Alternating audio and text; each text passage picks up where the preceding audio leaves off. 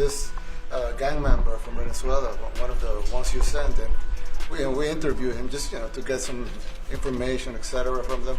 And he said, oh, well, I got arrested 6 times, but they released me the 6th time, so it should be released again. And then he said, well, but what's the last thing you do? And he said, well, I shot a cop in the leg, but I didn't kill him. America, we're witnessing an absolute meltdown at the highest levels of government as Trump's hardline immigration agenda just crashed headfirst into the Constitution. And I'm just disgusted. That's Trump's tough-talking deportation czar Tom Homan, the man who promised to make undocumented immigrants afraid. Now looking like he's about to lose it on national television. And it's all because federal judges are finally bringing the hammer down on what they're calling the administration's willful disregard for the law. Judge Policini says she's not yet holding Trump administration officials in contempt, but she said she would not tolerate gamesmanship or grandstanding. But this isn't just about one judge or one case. This is about a full-blown constitutional crisis unfolding right before our eyes, with American citizens being wrongfully deported, foreign leaders openly mocking U.S. courts, and now, a deportation chief apparently realizing the legal chickens are finally coming home to roost. Let's back up to the explosive courtroom showdown that started it all. On Tuesday, U.S. District Judge Paula Zinnes delivered what can only be described as a judicial beatdown for the ages. Judge Zinnes scolded the Trump administration for doing, quote, nothing to facilitate Kilmar Abrego Garcia's release from El Salvador's custody and return to the United States. The judge also said that comments made by El Salvadoran President Nayib Bukele in the Oval Office were not evidence. I do need evidence in this regard because to date what the record shows is nothing has been done.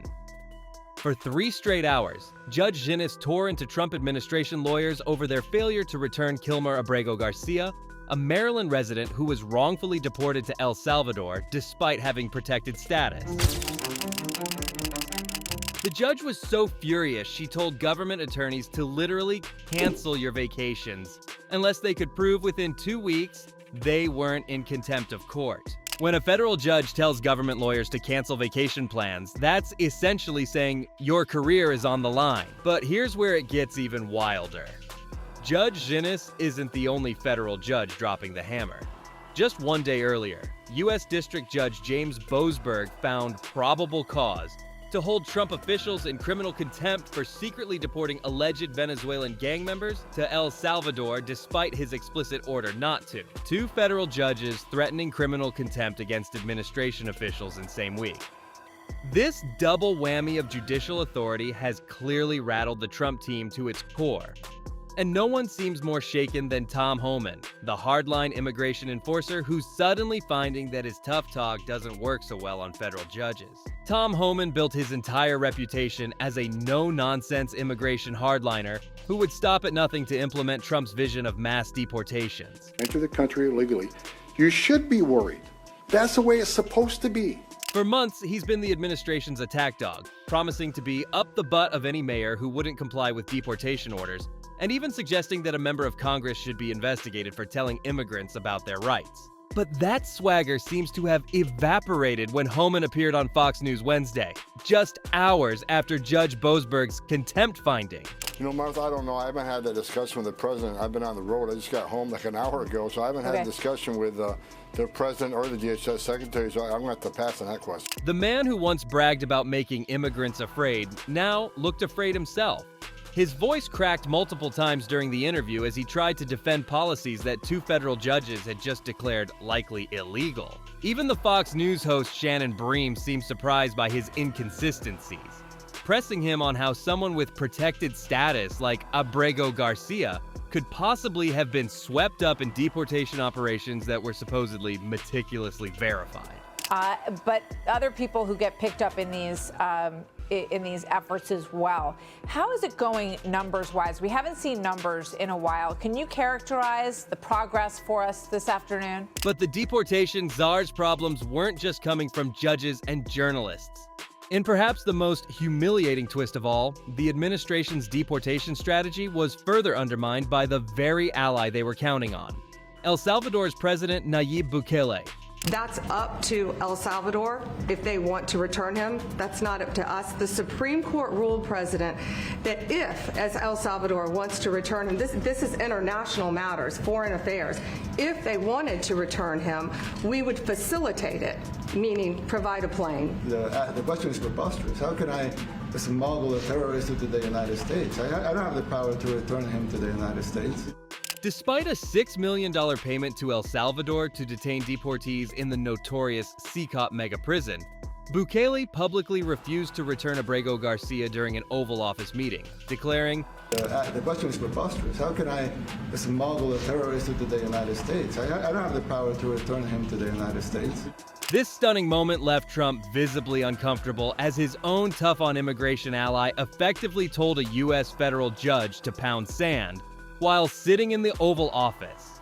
And rather than defend the U.S. judicial system, Trump actually suggested deporting American citizens who commit crimes to El Salvador, saying, "If it's a homegrown criminal, I have no problem." I call them homegrown criminals. Yes. I mean, the homegrowns. The ones that grew up and something went wrong and they hit people over the head with a baseball bat. We have, and push people into subways just before the train gets there, like you see happening sometimes. Constitutional scholars wasted no time pointing out the obvious problem here. Harvard law professor Lawrence Tribe's tweet, "This is perhaps the most plainly unconstitutional proposal ever suggested by a sitting president.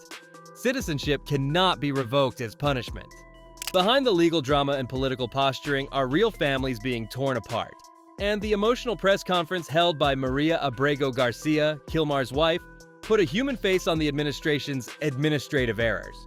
This administration has already taken so much from my children's. Our children's are asking, when would you come home? The images of El Salvador's CONTEMPT mega prison, where Abrego Garcia and others are being held, have shocked human rights observers. And it's not just Abrego Garcia. According to ACLU attorney Lee Gillernt, at least 5 other deportees with protected status have been wrongfully removed, suggesting what he calls a deliberate policy masked as administrative mistakes. This contradicts White House Press Secretary Caroline Leavitt's claim just days earlier. Americans who are the most violent, egregious, repeat offenders of crime who nobody in this room wants living in their communities. The tough public face being presented by the administration is crumbling behind closed doors. Leaked White House emails obtained by The Guardian reveal internal panic among administration officials. Even some Republicans are beginning to break ranks. Senator Susan Collins expressed concern on Wednesday, saying she was deeply troubled by reports that individuals with legal protections are being deported. The rule of law must apply to everyone, including the executive branch. And a federal whistleblower has come forward claiming ICE officials were instructed to prioritize speed over accuracy, and that warnings about Abrego Garcia's protected status were deliberately ignored. The contrast between these bombshell revelations and Tom Homan's previous swagger couldn't be more stark. What we're witnessing is nothing less than a constitutional crisis.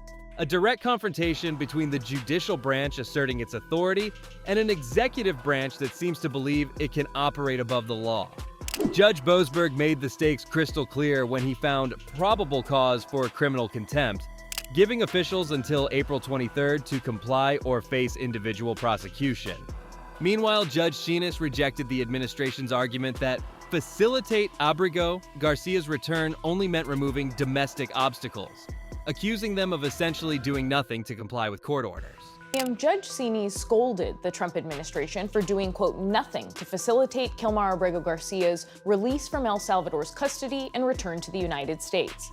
The administration's justification for ignoring Judge Boasberg's order to halt deportation flights, that the planes were already in international airspace, was directly undermined when El Salvador's President Bukele taunted the judge on social media, announcing the arrival of deportees shortly after the order was issued.